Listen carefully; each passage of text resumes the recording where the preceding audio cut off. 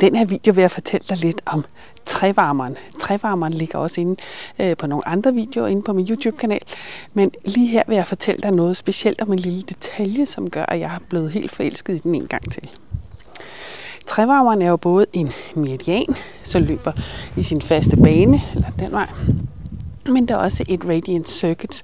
Og radiant circuits, det er et af de her kredsløb, som glædeskredsløb, som giver dig mere energi, som ikke løber i nogle faste baner, ligesom meridianerne gør. Man kan springe derhen, hvor der er behov for det. Så den har faktisk flere funktioner, den her meridian. Trævarmeren er udvidet til at kunne redde dit liv. Den hjælper dig, hvis du har hurtigt behov for at komme væk fra en fare, altså løbe fra den. Det kan også være, at du har behov for at fysisk slås med den her fare, og det kan også være, at du har behov for at skulle ligge helt stille og bare gemme dig for den her fare, indtil den er overstået, og du kan komme sikkert væk igen. Det er også det, man kalder for fight, flight and freeze-reaktionen, eller kæmp, flygt, frys-reaktionen. Problemet er bare, at når du lever i en verden fyldt af stress, som vi gør her, vi lever ligesom i et hav af stress, og det er vores krop ikke helt udviklet nok til, så har du svært ved at slås med den her fare. Du har måske behov, du kan ikke løbe fra faren igen, og du kan ikke bare gemme dig og ligge helt stille og gemme dig til faren, den er overstået. Og der er bare ikke noget, du kan gøre. Jeg vil lige pointere, hvad det her frys betyder. Det betyder ikke, at du nødvendigvis fryser, eller bare ligger helt stille, men det kan også betyde, at din hjerne ligesom fryser, at din hjerne den lige tjekker ud et øjeblik. Du har fuldstændig tabt mælet, du ved ikke, hvad du skal sige, du ved ikke, hvordan du skal reagere, og du står ligesom bare helt stille, og det er ligesom det, man mener med at fryse. Så det er de her 3 ting, der er virkelig vigtige for at hjælpe din trævarmer med at slappe af. Altså, den har behov for at kunne flygte fra en fare, kæmpe fra en fare, eller fryse sig og ligge helt stille for den her fare, så faren ikke ved, at du er der. Og det er som bekendt lidt svært at gøre i vores stressede hverdag. Så derfor har Donna Eden udviklet den her lille øvelse, som hun kalder for trævarmer smoothie. Og nu vil jeg lige sådan forklare den lidt først, og så laver vi den sammen her bagefter. Fordi traditionelt set er den på en måde, og nu er der kommet en anden lille detalje på, som jeg synes bare er super lækker. Det virker i hvert fald rigtig, rigtig godt på mig. Så traditionelt så kører man sådan her, nu gør jeg det bare lidt hurtigt, og så lander man med hænderne over skuldrene, og så kan man enten vælge at føre dem ned over hjertechakraet, eller bare lade dem falde ned til siden. Jeg hører nok til dem, der bedst kan lide den, og falde ned over hjertechakraet. Men så kommer det her lille twist. Du kender måske til en kranienerve, den 10. kranienerve, der hedder vagusnerven. Den er der mange, der snakker om i øjeblikket. Og den kan man kalde den også for vagabundnerven, fordi den simpelthen traver rundt i hele vores krop. Den starter heroppe i hjernen, og så kravler den ned igennem alle vores organer. Og den er vigtig at holde sund og rask og aktiv. Og det er der forskellige måder, du kan gøre det på. En af måderne er ved at aktivere det sted, hvor den kommer ud fra kraniet. Det er så lige bag øreflippen, herinde i det her hul bag øreflippen. Og en anden måde, du kan aktivere den på, det er at med din vejrtrækning. Og specielt en vejrtrækning, hvor du trækker vejret ind gennem næsen og ud gennem munden med sådan en lille nede i halsen, som vi også kalder for Darth Vader breathed. Sådan en lyd her. Når vi traditionelt kører den herop, så har vi fingrene heroppe ved tændingen på et tidspunkt. Jeg skal nok vise dig det hele bagefter. Og det de her punkter gør, det er faktisk 2 ting. Dels er det de trævarmer neovaskulære punkter, og neovaskulære punkter, det er dem, som styrer blodet i vores krop.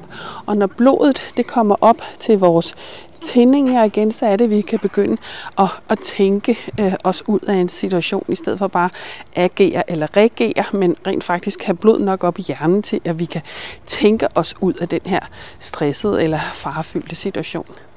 En anden ting af de her punkter, det er det sidste punkt på trævarmermeridianen. Så du får også beroliget trævarmeren bare ved at holde på de her punkter. Så, nu tænker jeg, at vi laver det sammen, og vi laver det med den her lille twist med foraktiveret vagusnerven. Så du starter med at gnide dine hænder mod hinanden, ryster lige det overskydende energi af, så er der gang i energien i dem. Så lægger du dem hen over øjnene, trækker vejret her, og når du puster ud, så kører du fingrene hen til tændingen. Det du gør, når du trækker fingrene hen over her, det er faktisk, at du får aktiveret et andet af de her radiant circuits, der hedder regulator flow. Og det hjælper dig til at bedre kunne regulere eller agere på en anden måde, end du plejer. Så over øjnene, hen til tændingen, og så trækker du lige rundt omkring øret, for der løber dine trævarmer. Og når jeg siger lige rundt omkring øret, så er det her, fordi hvis du kommer herop, så er du ude på galleblæren, så du skal herned. Trækker du lige rundt omkring her, og så kommer det lille twist, i stedet for at gå ned på skuldrene, som vi plejer. Så lægger du lillefingeren indenunder øreflippen i det her lille hul, der er derinde. Og resten af fingrene ned langs halsen, hvor du så også dækker for trævarmer meridianens forløb. Og så kan du også holde her en vejrtrækning eller 2. Eller hvor lang tid det nu føles rart. Så er der de her 2 valgfrie afslutninger. Du kan enten bare lade hænderne falde ned, eller du kan trække dem ned og holde dem over hjertet. Det er min favorit. Det giver mig sådan ligesom en tryghedsfornemmelse. Det er rart. Det er jo det hele trævarmer meridianen skal gerne skulle hjælpe os med. Når den er i balance, så giver den også den her tryghedsfornemmelse, at vores krop den er tryg. Du kan lave den ganske langsomt i 1-3 gange, eller hvis du nu sidder i et møde, super vigtigt forretningsmøde, og du måske føler dig lidt overvældet eller stresset, eller du ved simpelthen ikke, hvordan du skal komme ud af det igen på af det her forretningsmøde. Det varer bare så lang tid, at du kan næsten ikke klare det. Så kan du også lige lave en hurtig lille sådan. Så bare du lige har intentionen på trævarmeren, så er der ikke nogen andre, der behøver at vide, hvad det er, du laver lige der. Nu vil jeg lige lave den stille og roligt en gang, og så kan du følge med. Og vi tager vejrtrækningen med. Så gang energien. Shake them off. Ryst dem af. Træk vejret her en gang. Ud til tændingen. Hold fingrene her. Træk vejret ind gennem næsen. Nu gennem munden med det her Darth Vader breath. Før dem rundt om øret.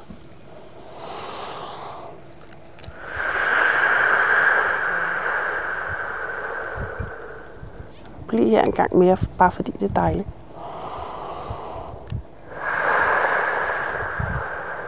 Og vi har også fået aktiveret vagusnerven. Og ned over hjertechakraet. Så rigtig god fornøjelse med den lille nye twist af trævarmer smoothien, hvor du også får aktiveret din vagusnerve.